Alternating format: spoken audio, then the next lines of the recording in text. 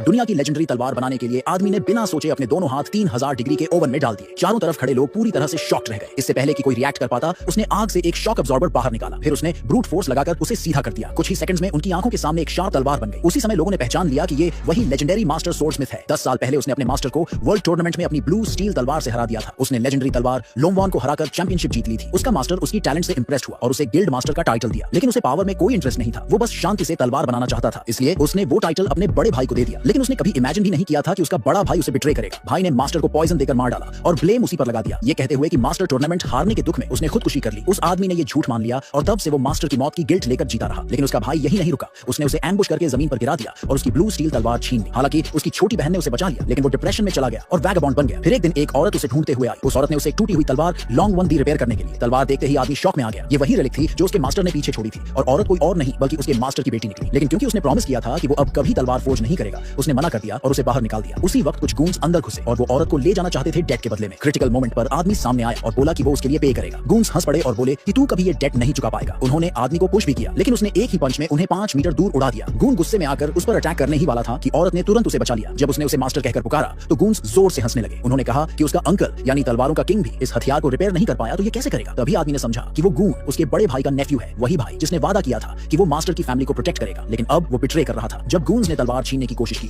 तो आदमी से और सहा नहीं गया और उसने अपनी असली टेक्निक दिखा दी। वो गून पूरी तरह शॉक में आ गया और भागते वक्त बस कुछ धमकियां देकर चला गया। तभी उस औरत का भाई वहां आ पहुंचा। दोनों को लगा कि आदमी ने तलवार रिपेयर कर दी है, लेकिन उसने सच बता दिया कि उसने बस ब्रूट फोर्स से उसको जोड़ दिया है। ये सुनकर उसका ब्रदर उसे फटे पुराने कपड़ों में देखकर हंस पड़ा और बोला कि तू मास्टर नहीं हो सकता। लेकिन आदमी ने कोई बहस नहीं की, उसने बस अपने मास्टर की गुडनेस याद की और ये तय किया कि लॉन्ग वन तलवार उसके भाई के हाथ में न जाए, इसके लिए वो उसे सही से रिपेयर करेगा। ऐसे ही वो सब लोग मास्टर की पुरानी फौज पर लौटे। वहां उसकी गंदी हालत देखकर मास्टर की वाइफ ने उसे पहचान ही नहीं पाया। उसी समय बड़ा भाई भी वहां आ गया जिसे उसने इनवाइट किया था। भाई ने घमंड से कहा कि वो दुनिया के टॉप 50 फोर्जर्स में से एक है और इस तलवार को रिपेयर करना तो उसके लिए बहुत ईजी है। उसने वेल्डिंग मशीन निकाली, लेकिन आदमी ने तुरंत उसे रोक दिया। उसने कहा कि मशीन से तलवार खराब हो जाएगी और सरफेस पर क्रैक्स आ जाएंगे। भाई ने उसकी बात इग्नोर की और वेल्डिंग शुरू कर दी, लेकिन उसी वक्त तलवार टुकड़ों में टूट गई। जब सब लोग होपलेस हो गए तभी फिर से गूंस वापस आ गए। उन्होंने सोर्ड किंग से कांटेक्ट किया था और उन्हें शक था कि ये आदमी वही लेजेंडरी ब्रोकन सोर्ड किंग है। उसे पकड़ने के लिए उन्होंने औरत को ट्रैप बनाया और डेट की बात की। जब वो लोग डेट नहीं चुका पाए तो गूंस ने फॉर्जिंग ड्यूअल का चैलेंज दे दिया। कंपटीशन शुरू हुआ तो आदमी ने औरत को सिर्फ कुछ मेटल स्क्रैप्स दिए ताकि वो उससे तलवार बनाए। 1 घंटे बाद उसका छोटा भाई जल्दी में फ्रेशली फॉर्ज्ड तलवार लेकर आया और उसे काले आयरन स्टोन पर मारा। तलवार तुरंत टूट गई और सब उस पर हंसने लगे। फिर बड़े भाई की बारी आई। उसने एक्सपेंसिव स्टील से बनाई हुई तलवार निकाली और पत्थर पर जोर से मारी। स्टोन थोड़ा क्रैक हुआ और वो खुश होकर मुस्कुराया, लेकिन आदमी ने कहा कि वो हार चुका है। सब लोग कंफ्यूज हो गए, ये कैसे हार सकता है अगर वो दुनिया के टॉप 50 फॉर्जर्स में से एक है। तब आदमी ने समझाया कि उसने हाई कार्बन स्टील तो यूज किया, लेकिन ज्यादा हीट से कार्बन इवेपोरेट हो गया और अंदर की स्ट्रक्चर कमजोर हो गई। किसी ने उसकी बात पर विश्वास नहीं किया, लेकिन जब उन्होंने पत्थर से तलवार निकाली तो पता चला कि वो पहले ही डैमेज हो चुकी थी। फिर भी औरत को भरोसा नहीं था कि वो जीत पाएगी। सब लोग डीमोटिवेटेड हो गए। उसी समय आदमी आगे बढ़ा। वो अकेला ही जलती हुई फौज के पास गया और 3000 डिग्री की आग में बिना हेजिटेशन के अपने हाथ डाल दिए।